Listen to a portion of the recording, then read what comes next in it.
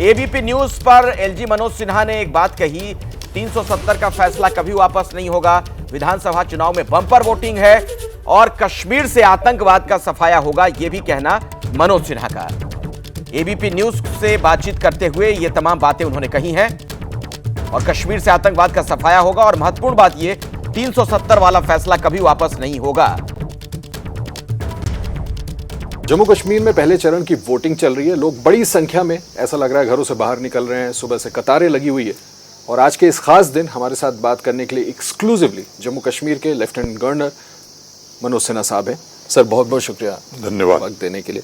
जैसा मैंने कहा सर, हम ये ऑब्जर्व कर रहे हैं कि सुबह से लोग बड़ी संख्या में निकल रहे हैं। आप तक भी रिपोर्ट पहुंच रही होगी सर। आपकी जानकारी में अभी तक किस तरह का एंथुजियाज्म दिख रहा है जी साहब? नहीं, जिन स्थानों पर फर्स्ट फेज में इलेक्शन हो रहा है, अभी जो रिपोर्ट मिली है, चाहे वो साउथ कश्मीर हो या जम्मू में रामबन, किश्तवाड़ और डोडा हो, बड़ी संख्या में मतदाता लाइन में लगे हैं। अभी तक की सूचना के अनुसार किश्तवाड़ जिले में सबसे ज्यादा पोलिंग हो रही है। अच्छा, लेकिन मुझे लगता है कि जिस तरह से लोकसभा चुनाव में बढ़ चढ़ करके जम्मू कश्मीर के लोगों ने मतदान किया, उससे ज्यादा मतदान विधानसभा चुनाव में होंगे और लोकसभा चुनाव के मतदान के प्रतिशत ने, जो मैं समझता हूं कि 35 वर्षों में सबसे ज्यादा मतदान था, ये प्रमाणित किया है कि जम्मू कश्मीर के लोगों का भारत के लोकतंत्र में पूरी तरह से उनकी आस्था है और लोकतंत्र के इस पर्व में देश के बाकी हिस्सों में जिस तरह से लोग उत्साहपूर्वक यह पर्व मनाते हैं, आज 4-5 वर्षों की मेहनत और भारत सरकार के प्रयासों के कारण मुझे लगता है कि जम्मू कश्मीर का आम मतदाता भी बढ़ चढ़ करके नए जम्मू कश्मीर के निर्माण में अपनी भूमिका का निर्वहन करना चाहता है।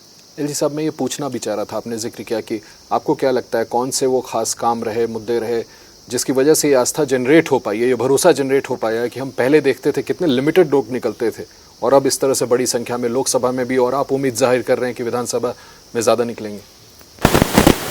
मुझे लगता है कि सबसे जो बड़ा कारण मैं मानता हूं वो शांति का माहौल जो है। नहीं तो सामान्यतया रात को प्रचार होता नहीं था, अब देर रात तक 10 बजे 11 बजे लोग गांव में जा रहे हैं, हाथ मिला रहे हैं, गले मिल रहे हैं। अंधेरा होते ही प्रचार बंद हो जाता था, लोग गाड़ियों से उतरते नहीं थे। तो एक ऐसा वातावरण जम्मू कश्मीर में पिछले 5 साल में बना है जिसके कारण अमन, चैन, शांति, समृद्धि और विकास आया है। ये एक बड़ा कारण है।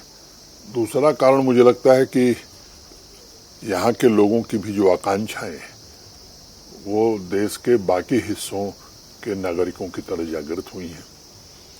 यहाँ पंचायती राज व्यवस्था का 3 सिस्टम पहली बार लागू हुआ और मैं कह सकता हूं कि देरी से लागू होने के बावजूद फंड, फंक्शन और फंक्शनरीज तीनों चुने हुए प्रतिनिधियों को सौंप दिए गए और एक अच्छी व्यवस्था चली। डिस्ट्रिक्ट कैपेक्स के बजट बनाने में भी सरपंच, बीडीसी के मेंबरान, डीडीसी के मेंबरान ने अपनी अहम भूमिका निभाई।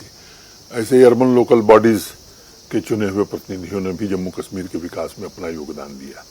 इससे एक नई एस्पिरेशन जागृत हुई है यहाँ के लोगों में और इसलिए मैं मानता हूँ कि उम्मीदवारों की संख्या भी बहुत बड़ी है जी, अगर आप काफी ज्यादा देखेंगे लोग। तो एक ये अच्छा संकेत लोकतंत्र के लिए है। और सर एलजी साहब, आपके अनुभव से पूछूं तो आपको क्या लगता है, एक इतने सीनियर मोस्ट राजनेता को क्या लगता है कि नतीजे कैसे आने वाले हैं, सरकार किसकी? नतीजे पर कोई टिप्पणी करना मेरे लिए उचित नहीं है। मैं एक संवैधानिक दायित्व का निर्वहन कर रहा हूं और भारत के निर्वाचन आयोग की मर्यादा मैं समझता हूं। चुनाव के दौरान सर 370 का मुद्दा हम बार बार देख रहे हैं, तमाम पार्टियां जो उठा रही हैं। 370 हुआ था 2019 में, वो अभी तक पीछा नहीं छोड़ रहा है। पॉलिटिकल पार्टीज तो ये कह रही हैं कि रेजोल्यूशन लाएंगी अगर उनकी सरकार बन गई असेंबली के अंदर। दो बात समझिए कि एक नई परंपरा देश में कायम हो गई है। संवैधानिक पदों पर बैठे हुए लोगों को या जिन्होंने कभी संवैधानिक पदों पर उत्तरदायित्व का निर्वहन किया है, उनको गैर जिम्मेदाराना बयान देने से बचना चाहिए। सीमाएं सबको पता है, लिमिटेशंस।